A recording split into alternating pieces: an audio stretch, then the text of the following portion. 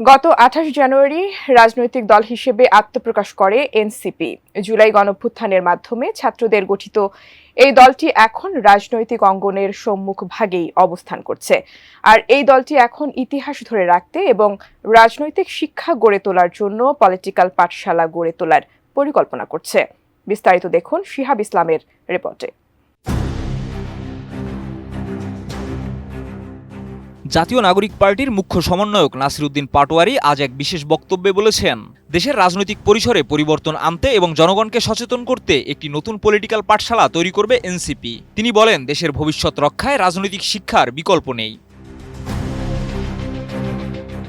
১৬ March এক সংবাদ সম্মেলনে নাসিরউদ্দিন পাটোয়ারী বলেন, ক্ষমতার ভাগবাটোয়ারা কিংবা অন্য কোনো স্বার্থসিদ্ধির জন্য অনেক মানুষ এগিয়ে আসবে, কিন্তু যদি আমরা নিজেদের রক্ষায় এগিয়ে না আসি তাহলে ভবিষ্যতে বাংলাদেশ বলে কিছু থাকবে না। এ বিষয়ে আমাদের মধ্যে কোনো মতপার্থক্য নেই। তিনি আরও বলেন, আমাদের নতুন পথযাত্রার সূচনা করতে হবে এবং এই পথযাত্রার মধ্য দিয়ে আসমান ও জমিনে যত জুলুম আছে তা অপসারণ করা হবে।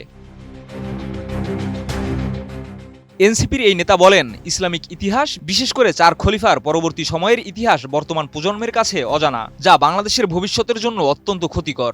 তিনি বলেন, আমাদের সন্তানরা সঠিক ইতিহাস জানে না এবং তাদের জানারও সুযোগ নেই। আমাদের উচিত তাদের সচেতন ও প্রতিবাদী করে তোলা।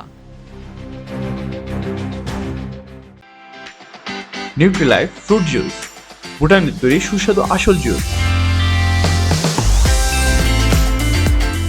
নাসিরউদ্দিন পাটোয়ারী আরও বলেন, বর্তমান পরিস্থিতিতে দুর্নীতি, রাহাজানি এবং ছিনতাইয়ের বিরুদ্ধে দাঁড়াতে হলে আমাদের সন্তানদের সঠিক শিক্ষা ও রাজনৈতিক সচেতনতা দিতে হবে।